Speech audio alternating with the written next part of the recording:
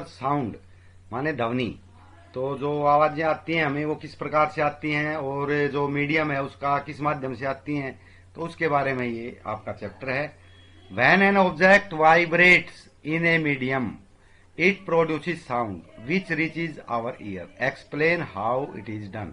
यानी जब कोई वाइब्रेशन आती है किसी ऑब्जेक्ट में, किसी वस्तु में, तो उसमें आवाज पैदा होने लगती है। वो आवाज हमारे कान तक कैसे पहुंचती है। Sound propagates through air which is a medium. जो आवाज है वो हवा के माध्यम से आती है। हवा एक मीडियम माना जाता है। कोई भी मैटर है बीच में अगर उसका यूज करते हैं वो मीडियम हो जाता है। जैसे हम पढ़ाई करते हैं, हिंदी में लिखते हैं तो हिंदी मीडियम, इंग्लिश में लिखते हैं तो English medium. When the prongs of A tuning fork, जब उसके जो पैर हैं ट्यूनिंग फोर्क की जो बाजुएं हैं वो वाइब्रेट करती हैं, they disturb the air molecules in surrounding. तो जो उनके आसपास में हवा के मोलिक्यूल हैं वो डिस्टर्ब हो जाते हैं, यानी उनमें भी वाइब्रेशन आ जाती है। When it moves forward the molecules in the surrounding airs get pushed. जब ये आगे की तरफ जाता है तो जो हवा के मोलिक्यूल है उसको पुश कर देता है, तो वो क्राउडेड हो जाते हैं, यानी उनकी डेंसिटी ज्यादा हो जाती है। Which in turn creates a high pressure. वहां पे प्रेशर बढ़ जाता है और वो जो मोलिक्यूल हैं वो क्राउडेड या डेंस हो जाते हैं। And high density thus leading to compress of air, इसलिए वहां पे एयर कंप्रेस होती है। देखो इसमें ये डायग्राम है, ये ट्यूनिंग फोर्क है, इसके ये दो आर्म्स हैं। तो ये एयर मोलिक्यूल्स हैं जिनकी दूरी है दे रखी है एक मोलिक्यूल की दूसरे मोलिक्यूल से, जो है डिस्टेंस दे रखा है। ये जब ये राइट में जाता है, देखो ये सीधा था, ये राइट में चला गया, तो ये क्या किया, इसने इनको दबा दिया। जब जाएगा तो ये जो एयर मोलिक्यूल्स इनको इधर दिखा देगा, तो एयर मोलिक्यूल्स में जो दूरी है ये ज्यादा थी, ये कम हो गई ये वाली। तो यहाँ पे कंप्रेशन आ गया, इसको क्या बोलेंगे हम, कंप्रेशन, क्योंकि ये कंप्रेस हो गए। तो इनकी डेंसिटी बढ़ जाती है, यानी ज्यादा मोलिक्यूल आ जाते हैं थोड़ी जगह में। यहाँ पे इसके में डिफरेंस ज्यादा था, यहाँ पे कम हो गया, तो इसको बोलते हैं कंप्रेशन। जब ये इंटर्न लेफ्ट में जाएगा, जैसे सीधे की बजाय यहाँ पे सीधा था इधर चला गया, तो ये मोलिक्यूल्स को अपनी तरफ खींचेगा। तो जो कंप्रेशन था उसके बाद में जो मोलिक्यूल थे उनको अपनी तरफ खींच लिया, तो इनकी जो दूरी है वो इसके मुकाबले थोड़ी सी बढ़ जाएगी, इसकी दूरी, यानी ये डेंस की बजाय रेयर हो जाएगा। नॉर्मल भी नहीं रहेगा बल्कि रेयर हो जाएगा, तो इसको बोलते हैं रेयरफेक्शन। तो ये फिर इधर आएगा, फिर दबाएगा, फिर वापिस जाएगा, फिर, यानी एक बार कंप्रेशन बनेगा, एक बार रेयरफेक्शन बनेगा। तो इस प्रकार से जो मॉलिक्यूल्स हैं एक बार दबाए जाएंगे, एक बार खोले जाएंगे, फिर दबाएंगे, फिर खोल लेंगे। इस प्रकार डिस्टर्बेंस आगे बढ़ती है और जो हमारे कानों तक पहुंचती है और कानों से टकराती है, तो हमारा जो इसका ईयर ड्रम है, कान का पर्दा है, ये भी वाइब्रेट करने लगता है और हमें आवाज सुनती है। This compression air moves forward when the prongs vibrate backward. जब जो इसके प्रोंग्स हैं यानी बाजुएं हैं, आर्म है, वो लेफ्ट में जाएगी, a region of low pressure and density is form. तो वहां पे कम प्रेशर हो जाएगा और डेंसिटी भी कम हो जाएगी, यानी वो दूर दूर हो जाएंगे उसके जो मोलिक्यूल्स हैं। एंड दस इज कॉल्ड रेयरफेक्शन, तो इसको हम रेयरफेक्शन बोलते हैं।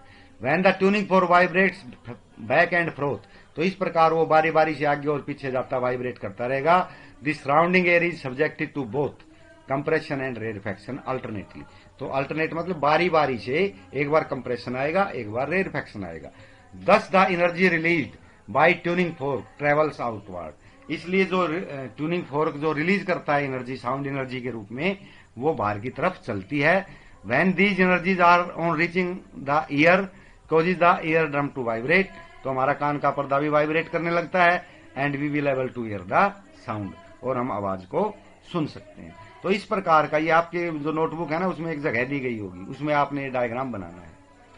नेक्स्ट है मीडियम के बारे में। हमने कहा कि भी मीडियम के बिना तो एयर चलती, ये साउंड चलती नहीं है, तो वो क्या है। Explain with an experiment which shows that sound needs a medium to travel. कि साउंड को ट्रेवलिंग के लिए एक मीडियम चाहिए। तो हम क्या करेंगे, एक इसमें बेल जार ले लेंगे।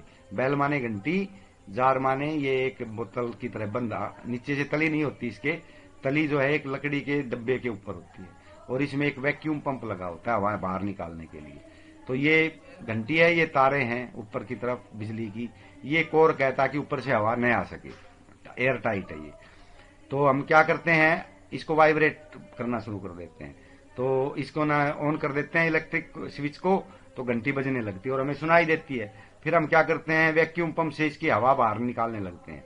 तो जैसे जैसे हवा बाहर निकलती जाएगी, हमें घंटी की आवाज कम सुनती जाएगी, धीरे होती चली जाएगी। और जब पूरी एयर बाहर निकल जाएगी तो हमें घंटी की आवाज नहीं सुनाई देगी। हालांकि हमें घंटी भी हिलती हुई, ये जो इसका हैमर है ना, ये हिलता हुआ दिखाई देगा, लेकिन हमें आवाज सुनाई नहीं देगी।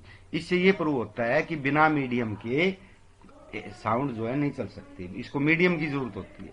तो इसमें एयर भी मीडियम होता है, तो एयर के माध्यम से हमें सुनाई देती है। सॉलिड, लिक्विड, गैसेस सभी इसके मीडियम है, तो उसमें से सुनाई देती है। अगर कोई मीडियम बीच में नहीं है तो हमें सुनाई नहीं देती। इसलिए स्पेस के अंदर ना आवाज सुनाई नहीं देती, क्योंकि स्पेस के अंदर हवा तो होती नहीं, मीडियम नहीं है तो आवाज भी सुनाई नहीं देगी। Construct a circuit consist of an air tight bell jar. Air tight का मतलब हवा अंदर बाहर नहीं जा सकती। And electric bell which is connected to a vacuum pump. तो ये मैंने अभी बताया था आपको। Place the bell inside the jar and using the vacuum pump clear the air out of the jar. तो बाहर जैसे हवा निकालनी है, द बेल साउंड फेंट्स, धीमी होती चली जाएगी, फेंट माने धीमा। It is not heard after some time, कुछ समय बाद नहीं सुनाई देगी क्योंकि सारी हवा बाहर निकल गई। This happens because there is no air in the jar, क्योंकि हवा उसके अंदर नहीं है, सारी बाहर निकाल दी है। तो इससे प्रूव होता है कि मेटेरियल मीडियम की जरूरत होती है। Sound propagates through air which is a medium. How does a school bell produce sound. तो स्कूल बेल जब हम घंटी बजाते हैं स्कूल की, तो वहां से भी साउंड हमें सुनती है। कैसे? Sound propagates through air which is a medium, हवा के माध्यम से चलती है। When the bell rings vibrate, तो जब हम उसको हथौड़ा मारते हैं तो वो कंपन करने लगती है, वाइब्रेशन आती है। They disturb the air molecule in surrounding, आसपास के एयर मोलिक्यूल को डिस्टर्ब करेगी। When it moves forward in form of compression and rarefaction, तो कंप्रेशन रेरिफैक्शन से ये आगे बढ़ेगी। When these reach our ear we can hear sound, तो हम उसको सुन सकते हैं जब हमारे कानों में पहुंचती है। तीसरा है sound waves are sometimes called mechanical waves. इनको हम मैकेनिकल वेव्स क्यों बोलते हैं? मैकेनिक्स तो जो है ना, घूमने वाली या चलने वाली चीजें होती हैं, तो इसको मैकेनिकल वेव क्यों बोलते हैं? Vibrating objects mechanical energy uses a medium to travel. तो जो वाइब्रेटिंग ऑब्जेक्ट्स की मैकेनिकल एनर्जी है ना, जो उसकी यांत्रिक ऊर्जा है, वो एक मीडियम को यूज करती है आगे बढ़ने के लिए। And they reach our ear, और हमारे कानों तक वो पहुंचती है। तो जो भी मैकेनिकल चीजें हैं वो भी मीडियम को यूज करती हैं। जैसे गाड़ी का पहिया घूम रहा है, अगर उसके ऊपर वो सड़क नहीं है, उसको ऊपर उठाया हुआ है, तो वो तो घूमता रहेगा, आगे तो चलेगा ही नहीं। उसके टायर जब सड़क पे रहेंगे तभी तो आगे बढ़ेगा, तो वो तो मीडियम हो गई सड़क। And sound waves are called mechanical waves. Would you be able to hear any sound made by your friend if both of you are on moon.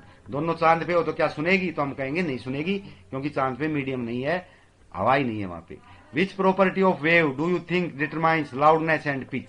अब देखो दो चीजें होगी, एक तो लाउड ऊंची आवाज, और एक पिच फ्रीक्वेंसी, यानी उसकी पैनी आवाज होती है।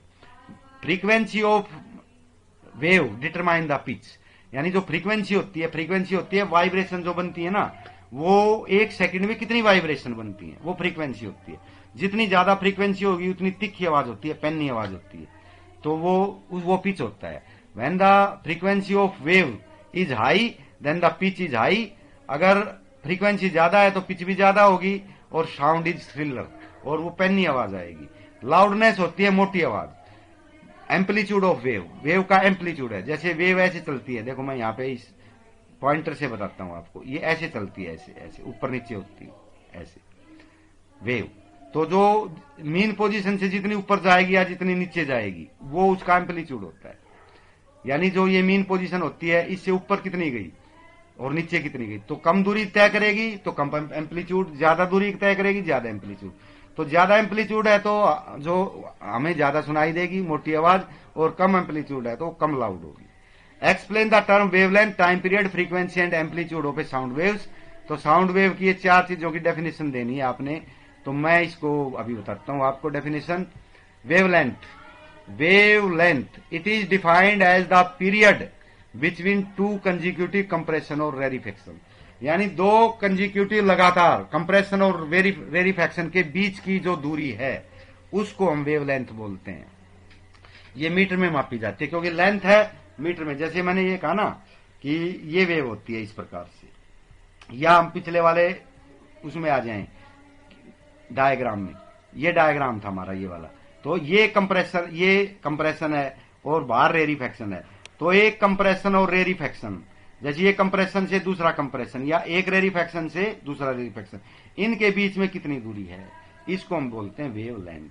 तो अब हम उसका आगे चलते हैं। तो 1 सेकेंड, 1 सेकेंड के ड्यूरेशन में the number of oscillation that are produced by vibrating body, जो वाइब्रेशन में है ना बॉडी, वो 1 सेकेंड में कितने वाइब्रेशन करती है, इसको फ्रीक्वेंसी बोलते हैं। यानी वो मान लो 1 सेकेंड में 1000 बार वाइब्रेट करती है, तो फ्रीक्वेंसी होगी 1000। Hertz is the SI unit, तो हर्ट्ज में इसको मापते हैं एचजेड। एचजेड होता है नंबर ऑफ साइकिल पर सेकेंड।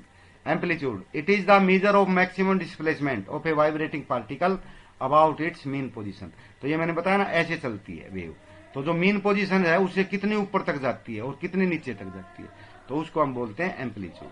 तो ये लाउडनेस देता है। Time period, time taken by vibrating object to complete one oscillation, यानी एक वाइब्रेशन बनने में कितना समय लगता है। देखो, एक तो हमने बताया 1 सेकंड में कितने वाइब्रेशन, वो तो हो गई फ्रीक्वेंसी, और एक वाइब्रेशन कितने समय में पूरा होता है, उसको बोलते हैं टाइम पीरियड। तो फ्रीक्वेंसी और टाइम पीरियड एक दूसरे के अपोजिट होते हैं, रेसिप्रोकल होते हैं।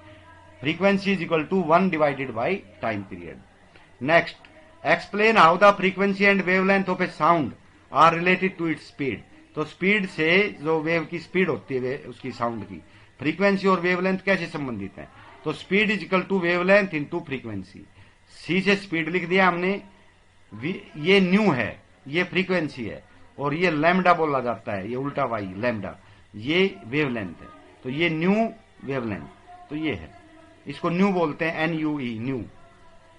What is difference between loudness and intensity of sound.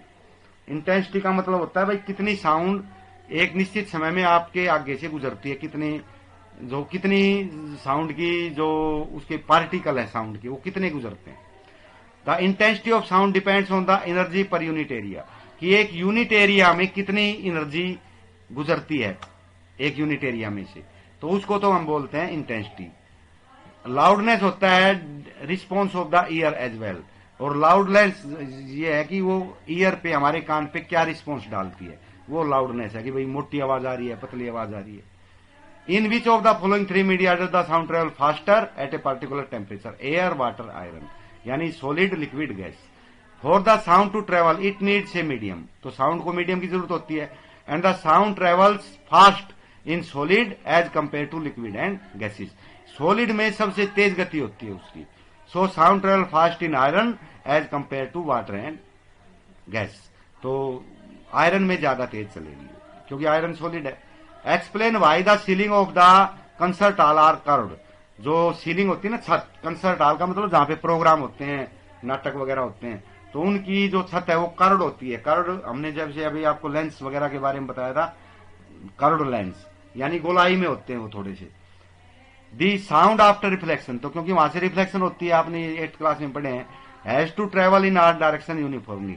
Sound जब है बाहर निकलती है तो सभी डायरेक्शन में जाती है, सीधी भी जाएगी, छत की तरफ भी जाएगी।